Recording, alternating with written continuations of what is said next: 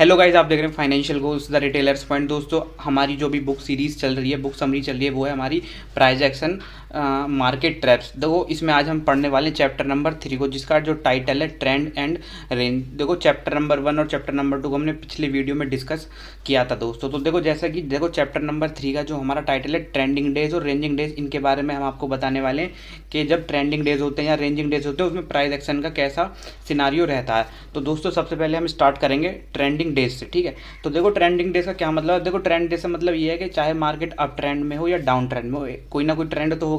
Simple बात है। तो ये बोलते हैं कि जब भी एक ट्रेंड में मार्केट चल रहा होता है, चाहे वो अप ट्रेंड हो चाहे वो डाउन ट्रेंड हो, तो उसमें एक रिदम होती है। अब रिदम क्या होती है कि उसमें छोटे छोटे फॉलोअप आते रहते हैं। अब फॉलोअप से क्या समझते हैं, मैं वो आपको अभी एक छोटी सी ड्राइंग बना के आपको समझाऊंगा। आपको कंफ्यूज होने की जरूरत नहीं है। पहले मैं आपको एक थोड़ा थ्योरेटिकल डेमो दे रहा हूँ। तो उसमें क्या होता है कि जब भी एक अप ट्रेंड चल रहा है, अब हम एग्जांपल के लिए ले लेते हैं कि हमारा अप ट्रेंड चल रहा है, ठीक है, मार्केट में। अब देखो, जाहिर सी बात है, अप ट्रेंड चल रहा है तो हमारे जो चार्ट पे क्या भाई ग्रीन कैंडल्स बनेंगी। तो उनका सिनारियो क्या होगा, जब भी अप ट्रेंड चल रहा होगा तो जो हमारी ग्रीन कैंडल्स बनेंगी वो आपको खुद में एक स्ट्रेंथ दिखाएंगी।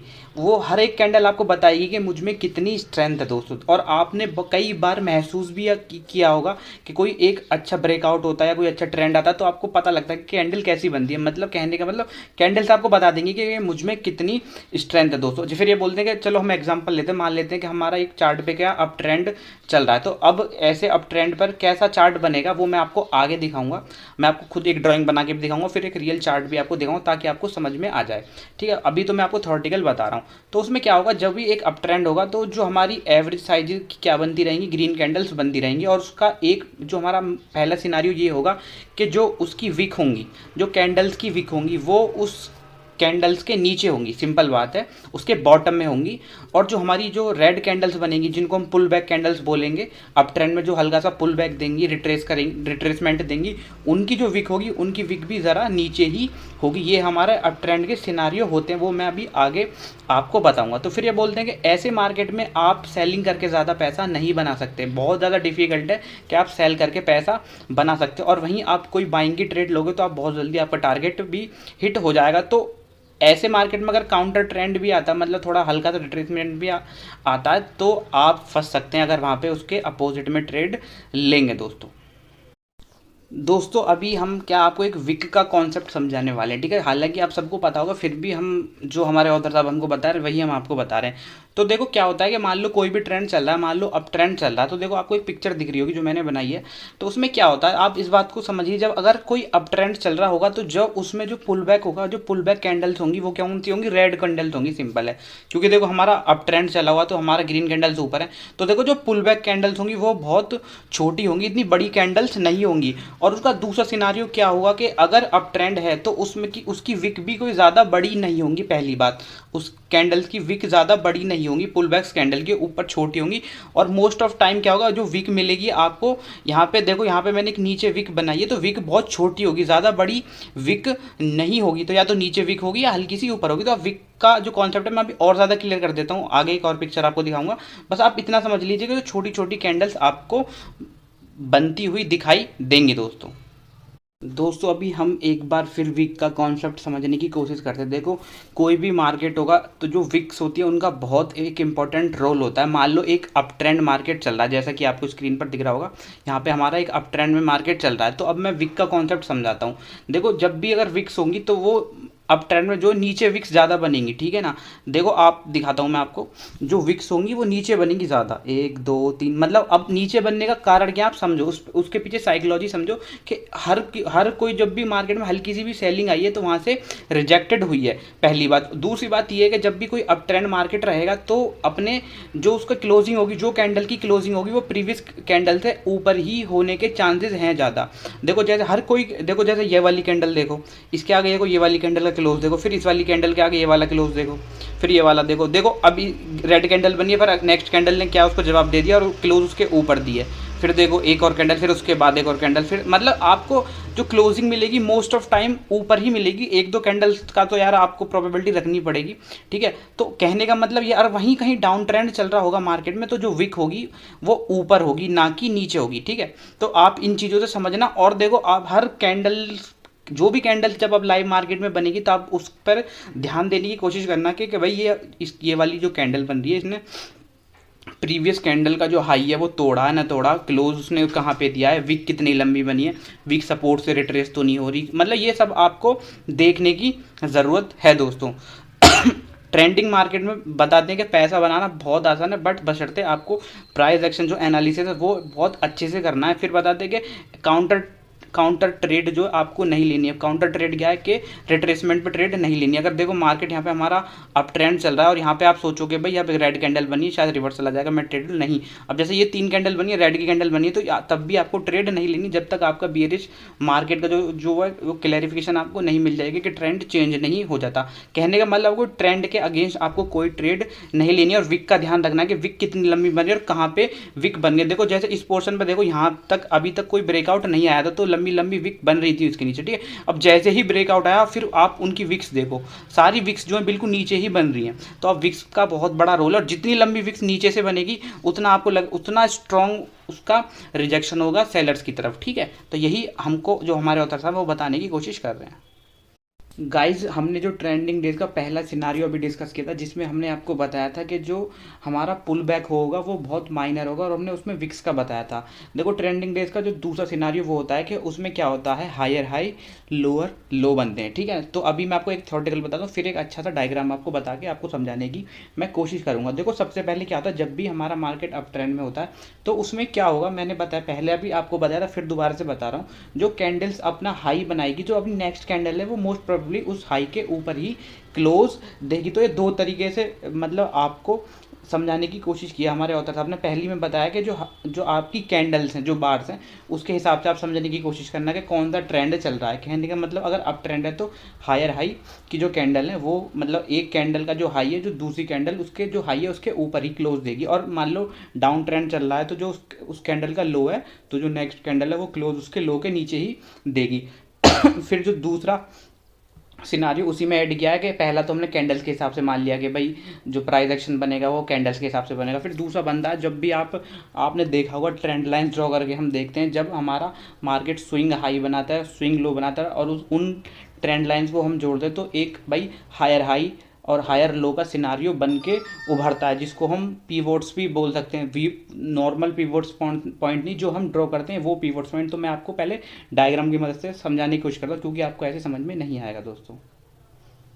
तो दोस्तों दूसरा सिनारियो हम लेते हैं पहला कैंडल्स वाला सिनारियो। उसमें क्या होगा, अप ट्रेंड में क्या होगा, जो पहली कैंडल बनी है हमारी, देखो ये वाली कैंडल है, तो जो हमारी नेक्स्ट वाली कैंडल बन रही है उसका जो क्लोजिंग होगी वो इसके हाई के ऊपर ही होनी चाहिए दोस्तों। अब देखो जो तीसरी कैंडल है उसका क्लोज कहाँ है, इस कैंडल के हाई के ऊपर ही होना चाहिए। तो ये एक डिफाइन कर रहा है कि स्ट्रॉन्ग अप ट्रेंड। बीच बीच में आपको माइनर पुल बैक्स मिलेंगे, बट वो भी मैंने क्या बोला कि हर चीज़ को आपको एक दूसरे से लिंक करना पड़ेगा दोस्तों। फिर हमारा दूसरा सिनारियो का बैठता है स्विंग्स बनने वाला, वो भी मैं आपको समझाने की कोशिश करता हूँ।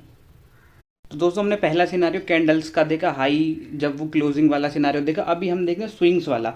अब इसमें क्या होगा, आपको बहुत मोस्ट ऑफ लोगों को पता ही होगा कि मार्केट क्या है, हायर हाई बनाता है। अगर मार्केट अप ट्रेंड में तो हायर हाई बनाएगा और डाउन ट्रेंड में तो लोअर लो बनाएगा। तो इसी चार्ट को मैं आपको समझाने की कोशिश कर रहा हूँ। जैसे मार्केट इस सिंग यहाँ पे बनाया तो यहाँ पे इसका हाई हो गया, ठीक है। अब जो यहाँ पे इस वाली कैंडल पे ये हो गया इसका लो, तो जो नेक्स्ट स्विंग बनेगा वो इसके ऊपर बनेगा, तो ये हो गया हमारा हाई। और जो नीचे वाला यहाँ पे हो गया हमारा लो, और फिर तीसरा वाला हमारा ये हो गया हमारा हाई।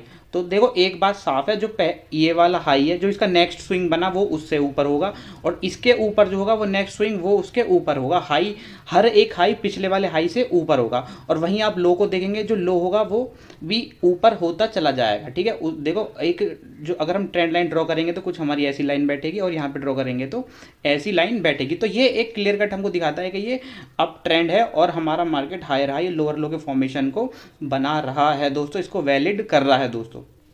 गाइज अभी मैंने आपको क्या हायर हाई और लोअर लो का सिनारियो पीछे ड्रॉ करके दिखाया। तो अब हमारे ऑथर साहब कहते हैं कि अगर आपको ये हायर हाई लोअर लो का सिनारियो बनता है तो आपने देखा कि बहुत सारे trader trend line horizontal line draw करते हैं।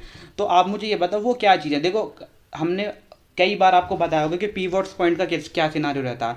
पीवोट्स पॉइंट हमारे बने जाते हैं पिछले दिन के हाई क्लोज को लेके। तो जो हमारी ट्रेंड लाइंस वगैरह जो भी हम ड्रॉ करते हैं, ये भी एक तरीके से हमारे पीवोट्स है, क्योंकि ये हमारे चार्ट को सपोर्ट और रेसिस्टेंस प्रोवाइड करते हैं। तो ये सीधे सीधे बताते हैं कि जो ट्रेंड लाइन होती हैं हमारी ड्रॉ होती हैं और हमको बताती हैं कि भाई मार्केट क्या अप ट्रेंड में है, डाउन ट्रेंड में। फिर उन्होंने एक सीधा सिंबल बताया, जैसे मान लो कि मार्केट कोई डाउन ट्रेंड में चल रहा है तो हमको क्या करना है, सिंपल, अगर वो हायर हाई लोअर लो बना रहा है तो आपको ज़्यादा गणित नहीं लगाना है इसमें।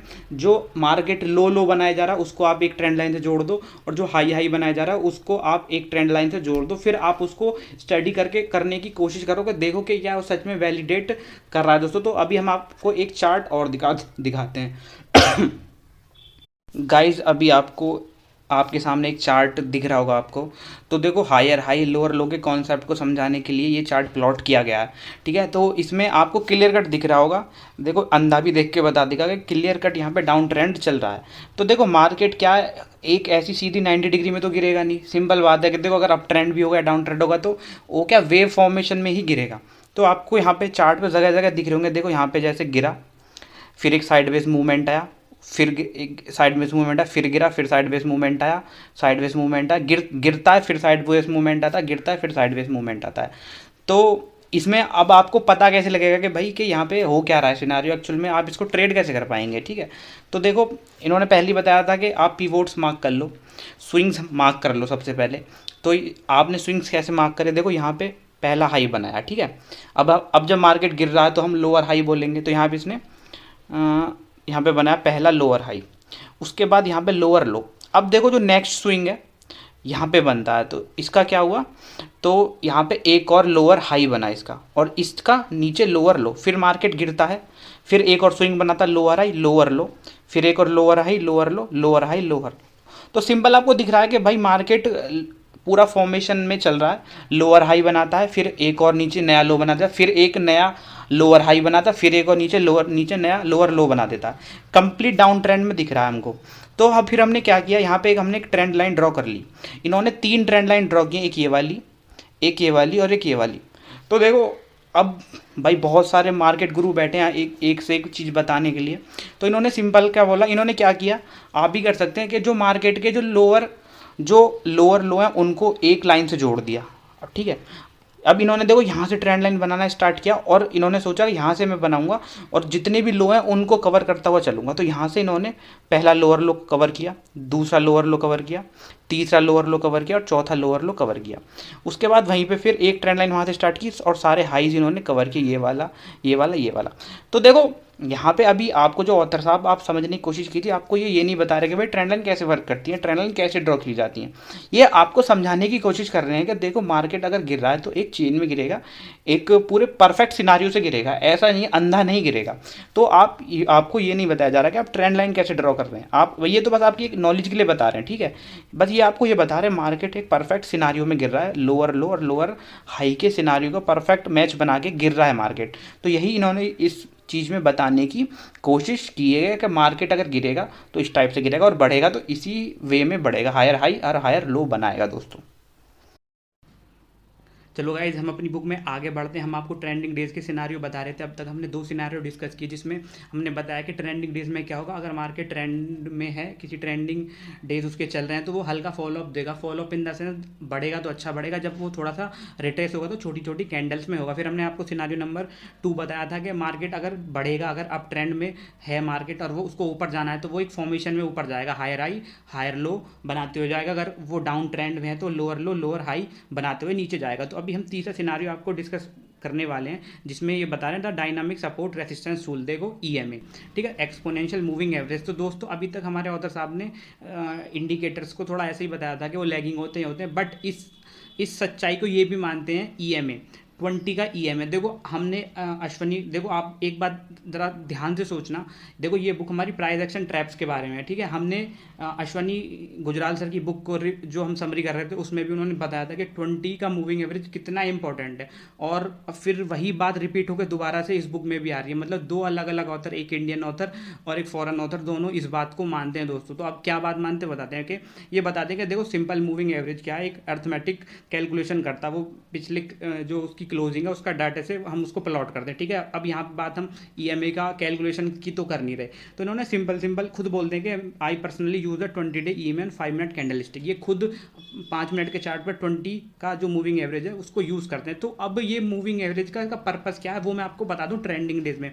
तो आपने कई बार देखा होगा और ये ऑथर साहब भी बता रहे हैं कि जब भी मार्केट अगर अप ट्रेंड में है तो आप जैसे मान लो कोई दिन है, जैसे आज का ही दिन था हमारा, मार्केट क्या था, गैप डाउन ओपन हुआ, तो आपने कई बार देखा होगा मार्केट क्या 20 डे की ईएमए को एसएमए को कितना अच्छे तरीके से रेस्पेक्ट दे रहा था। अगर मार्केट अप ट्रेंड में है तो शायद ही पूरे दिन में कभी 1-2 पॉइंट ही ऐसे होंगे जो उसको आके टच करेगा, वरना वो उससे ऊपर ही रहेगा। और डाउन ट्रेंड में तो बार बार उससे रेसिस्टेंस लेके नीचे चला जाएगा। तो ये सीधा सीधा आपको बता रहे हैं कि 20 डे के ईएमए को और एसएमए को आपको प्लॉट करना बहुत ज़्यादा ज़रूरी है अपने चार्ट पे दोस्तों। तो अब ये पिक्चर दिखाएंगे, उसकी मदद से आपको समझाने की कोशिश करने वाले हैं।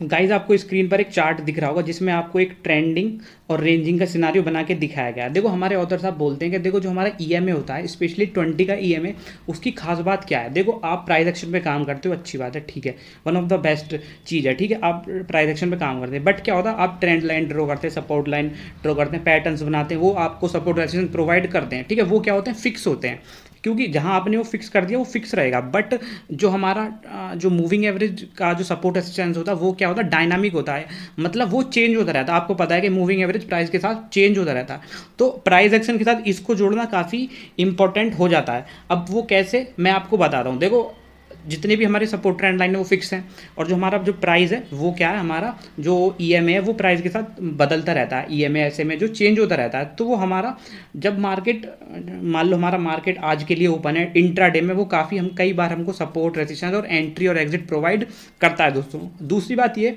कि आप इस भूल में मत रहिए कि हमारा ईएमए वाला जो सेटअप है वो हर जगह काम करेगा। देखियो जो हमारा ईएमए वाला सेटअप वो केवल ट्रेंडिंग मार्केट में ही काम करता है। अगर मार्केट रेंजिंग होगा या साइडवेज मार्केट होगा तो ये ईएमए वाला सेटअप काम नहीं करेगा, क्योंकि आप देख सकते हैं जैसे हमारा ट्रेंडिंग मार्केट चल रहा है, मान लो ये ट्रेंडिंग का डाउन ट्रेंड हमारा चल रहा है, तो आप देख सकते हैं कि मार्केट यहाँ पे बार बार इससे रेसिस्टेंस लेके नीचे चला जाता है, ठीक है ना, और बहुत अच्छी तरीके से रेस्पेक्ट कर रहा है। अगर आप इस पूरा 20 की मूविंग एवरेज को भी फॉलो करते तो आप काफ़ी अच्छा प्रॉफिट कमा सकते थे। बट अब वहीं आप रेंजिंग में देख सकते हो, तो इस पॉइंट से ऊपर गया, फिर इस पॉइंट से नीचे आ गया, फिर ऊपर गया, नीचे आ गया। तो आप हमेशा 20 मूवी, जब भी आप ट्रेंडिंग मार्केट आपको लगता है 20 ट्रेंडिंग मार्केट है, तो 20 का मूविंग एवरेज बेस्ट आपको काम देगा फॉर एंट्री और एग्जिट। फिर ये एक बात और कहते हैं, कई बार आपने देखा होगा कि मार्केट गैप अप होता है, गैप डाउन होता है, तो क्या होता है कि 20 के मूविंग एवरेज से काफ़ी दूर चला जाता है। सिंपल है, जैसे कई बार आपने देखा होगा। तो तब क्या करना है आपको, आप कभी ऐसा मार्केट पे भरोसा मत कीजिए कि वो दूर है तो दूर चला जाएगा, गैप अगर उसमें गैप बन रहा है तो गैप ही रहेगा। नहीं, मार्केट आपको एक मौका ज़रूर देगा। बहुत से बड़े बड़े ट्रेडर हमारे मूविंग एवरेज को मीन एवरेज लाइन बोलते हैं। अब इसका मतलब क्या है कि मी के मतलब ये एक ना एक बार मार्केट ज़रूर इसको टच करेगा। जैसे कि आप इसी एग्जाम्पल में देख सकते हैं, देखो जैसे यहाँ पे सॉरी, देखो यहाँ से मार्केट गिरना स्टार्ट हुआ, ठीक है, अब यहाँ तक गिरा, देखो मार्केट यहाँ पे आया, तो इस पॉइंट पे और मूविंग एवरेज के इस पॉइंट पे कितना डिफरेंस है, ठीक है। तो आप सोचोगे कि भाई ये बहुत ज़्यादा डिफरेंस है, नहीं कवर कर पाएगा। बट देखो यहाँ से मार्केट ने एक और बार रिट्रेस दिया, इसको रेस्पेक्ट किया, और फिर आपको यहाँ पे एंट्री का मौका मिला, और फिर आप देख सकते हैं, ठीक है। तो आप ऐसा कभी मत सोचिए कि मार्केट गैप अप या गैप डाउन हो गया तो ये 20 की मूविंग एवरेज तक नहीं आएगा तो आपको ट्रेड नहीं लेना, आपको सिंपली वेट करना है दोस्तों, ठीक है। तो अब हम आपको आगे बढ़ते हैं बुक में और कुछ चीज़ें दिखाते हैं। उसी एग्जाम्पल को मैंने दोबारा से जूम किया है 20 का मूविंग एवरेज वाला सिनारियो, कि आप कभी ऐसा मत सोचिए कि अगर मार्केट 20 के मूविंग एवरेज से बहुत ज़्यादा दूर है, देखो जैसे कि यहाँ पे आप देख सकते हैं इस वाले पोर्शन में और इस वाले पोर्शन में कितना गैप है, तो ये टच नहीं करेगा कि भाई कि मूविंग एवरेज और प्राइस में बहुत ज़्यादा डिफरेंस है। तो अब तब आपको क्या वेट करना है, जब आपका जो मार्केट है 20 की मूविंग एवरेज के आसपास आता है और आपको पता है डाउन ट्रेंड है, तो फिर आपको दोबारा से वेट करना है कि दोबारा से मार्केट हमारा 20 की मूविंग एवरेज के नीचे जाए तो हम ट्रेड लें दोस्तों। देखो बहुत से ट्रेडर क्या करते हैं, एक मैं आपको गोल्डन रूल बताता हूँ कि आपको क्या करना, अगर आपको ट्रेंड पता है मार्केट का, मार्केट अब ट्रेंड में चल रहा है, तो आपको सिंपल क्या है कि भाई कि आपको बाइंग की ट्रेड लेनी है, तो आपको पता ही है। फिर क्या होता है, मार्केट को आपको बाइंग की ट्रेड कहाँ लेनी है, सिंपल, जब भी मार्केट 20 की मूविंग एवरेज के आसपास आता है तो 20 की मूविंग एवरेज के नीचे का स्टॉप लॉस लगा के आप ट्रेड कर सकते हैं दोस्तों। तो अभी क्या हमारी वीडियो 19 मिनट की हो चुकी है, तो अभी हमारे जो ऑथर साहब हैं आपको केस स्टडीज़ बताएंगे जिससे आपको समझने में थोड़ी आसानी होगी दोस्तों। गाइस चलिए हम इस अपनी बुक की पहली केस स्टडी करते हैं। देखो आपको पता ही है बुक है हमारी प्राइस एक्शन मार्केट ट्रैप्स। तो इसमें आपको बार बार यही बताया जाएगा कि आप कहाँ पे ट्रैप हो सकते हैं दोस्तों। जो हमने जो चार्ट लिया वो पुराना वाला ही लिया, तो इसी में एक केस स्टडी इन्होंने दी हुई है और आपको ये बताएंगे कि आप कैसे ट्रैप हो सकते हैं, और उसमें सब कुछ इन्होंने बताया कि जो अब तक हमने पीछे पढ़ा है। ठीक है, तो मैं हल्का सा इसको जूम कर लेता हूँ पहले। ठीक है, तो आपको सिनारियो यहाँ पे दिख रहा होगा, ये एक डाउन ट्रेंड का सिनारियो है। ठीक है, यहाँ पे कंटिन्यूस मार्केट गिरे जा रहा है। ठीक है, कंटिन्यूस हमारा गिरे हुआ है और यह हमारा जो है डाउन ट्रेंड का सिनारियो इन्होंने हमको दिखाया है। तो अब क्या है, एक मिनट। ठीक है, तो मैं आपको बेसिक चीज़ें बता दूं। ये हमारी जो डॉटेड वाली लाइन, ये हमारी 20 की मूविंग एवरेज है। अब क्या होता है कि देखो मार्केट जब डाउन ट्रेंड में होता है, मार्केट बिल्कुल यहाँ तक गिरा।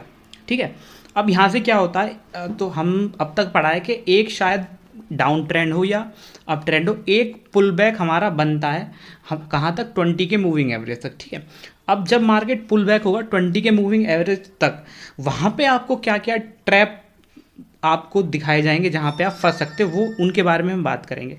तो देखो इस पॉइंट तक मार्केट गिरा है। ठीक है, अब यहाँ से हम वेट कर रहे हैं, मान लो आप एक ट्रेडर हैं और आप ट्रेड लेने के लिए वेट करें, आप ऐसे ऐसे समझ सकते हैं इस चीज़ को।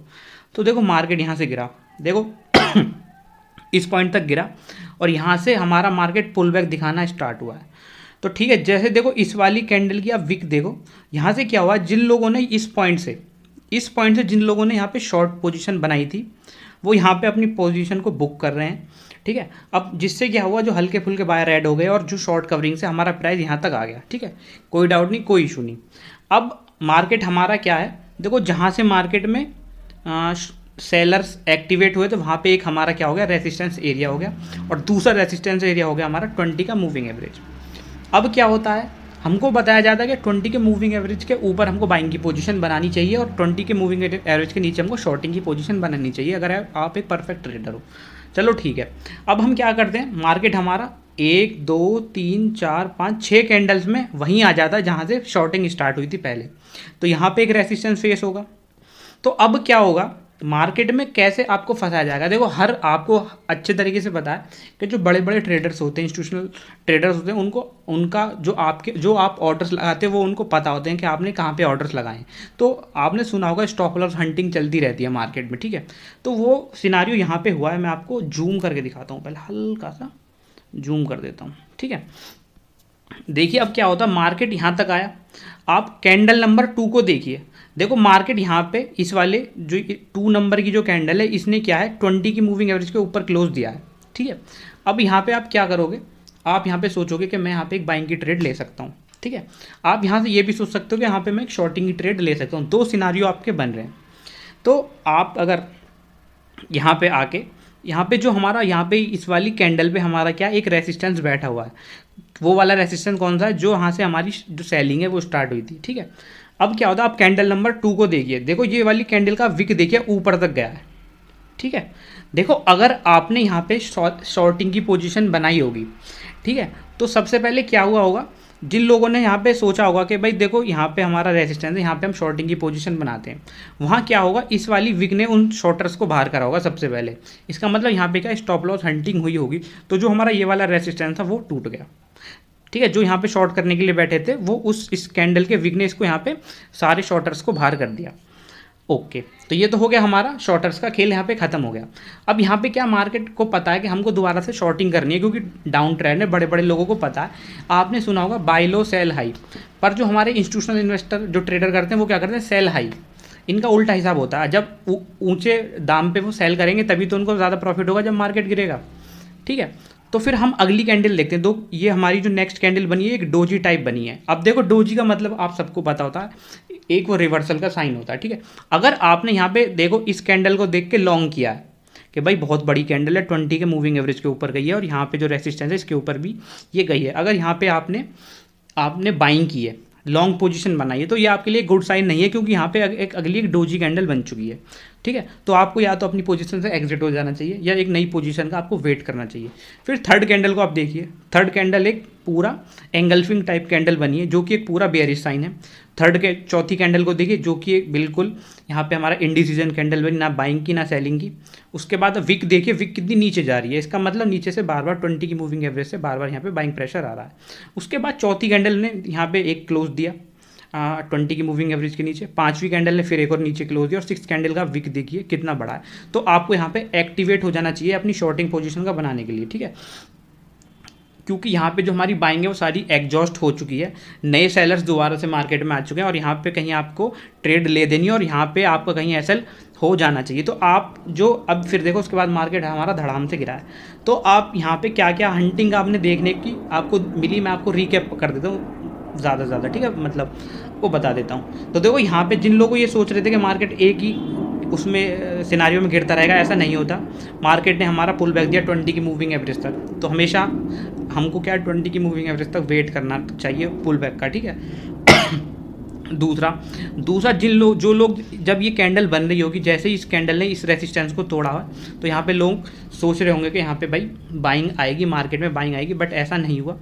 और जिन लोगों ने नई शॉर्टिंग पोजीशन बनाई है वो वहाँ पे ट्रैप हुए, क्योंकि देखो यहाँ पे जिन लोगों ने यहाँ पे इस वाली कैंडल को देख के शॉर्ट की पोजीशन बनाई है कि यहाँ पे शॉर्ट करेंगे, तो वहाँ पे सारे जो लोगों ने उन्होंने क्या है, इन्वेस्टरों ने क्या है, बड़े बड़े इंस्टीट्यूशनल इन्वेस्टरों ने क्या है यहाँ पे उनका स्टॉप लॉस हंट किया।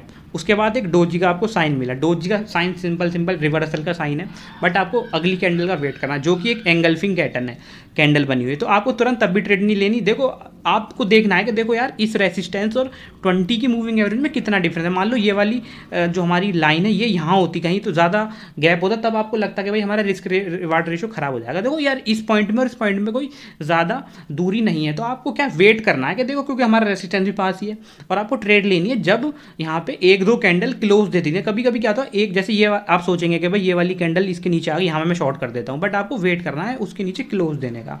देखो फोमो ट्रेडिंग होती है, fear of missing out trade. क्या आपको लगेगा कि भाई ये जो ट्रेड है मेरे हाथ से निकल जाएगी? नहीं निकलेगी यार, 10 में से एक आध ट्रेड है जो निकलेगी, बाकी सारी आपके हाथों में आएंगी, ठीक है। तो आपको क्या, देखो एक कैंडल, दो कैंडल, जब 3 कैंडलों ने इसके नीचे क्लोज दिया है, तो आपको यहाँ पे भाई अपनी एंट्री बना लेनी है और अपना स्टॉप लॉस यहाँ पे रखना है दोस्तों। तो अभी क्या है दोस्तों, हमने क्या है, हमारा जो इसका पहला सिनारियो था चैप्टर 3 का जो ट्रेंड वाला जो पूरा सिनारियो था वो आपको बता दिया है। वीडियो हमारी 26 मिनट की हो चुकी है, इसको ख़त्म करते करते 28 मिनट की हो जाएगी। तो अभी अगर हम रेंज सिनारियो को भी अभी डिस्कस करेंगे तो वीडियो कम से कम 50 मिनट की हो जाएगी, जो कि बहुत मुश्किल हो जाती है यार किसी को भी पढ़ने के लिए, वो मैं सब समझता हूँ। तो मैं अभी इस वीडियो को यहाँ पे ख़त्म करता हूँ। नेक्स्ट चैप्टर, ये हम जो चैप्टर नंबर 3 का पार्ट 2 है, जिसमें हम रेंजिंग डेज के बारे में पढ़ेंगे नेक्स्ट वीडियो में। तो अभी के लिए मैं यहाँ पे वीडियो को ख़त्म करता हूँ दोस्तों। आप अगर हमारे चैनल पर नए हैं तो हमारे चैनल को सब्सक्राइब करें, वीडियो को लाइक ज़रूर करें और इन बुक्स को शेयर करें जो हमारे भाई लोग ट्रेडिंग की दुनिया में अपना कदम रख रहे हैं, जो कि सीखना चाह रहे हैं। तो फ्री में आप सीख सकते हैं इन बुक्स को, क्योंकि हमने तो बाई की है, बट आपको बाई करने की ज़रूरत नहीं। आप सीधा सिंपल शुद्ध हिंदी भाषा में हम आपको बता रहे हैं, तो आप उनको ज़रूर शेयर करें ताकि उनको भी नॉलेज मिल सके दोस्तों। तो मैं चलो यहाँ पे वीडियो ख़त्म करता हूँ। चलो बाय दोस्तों।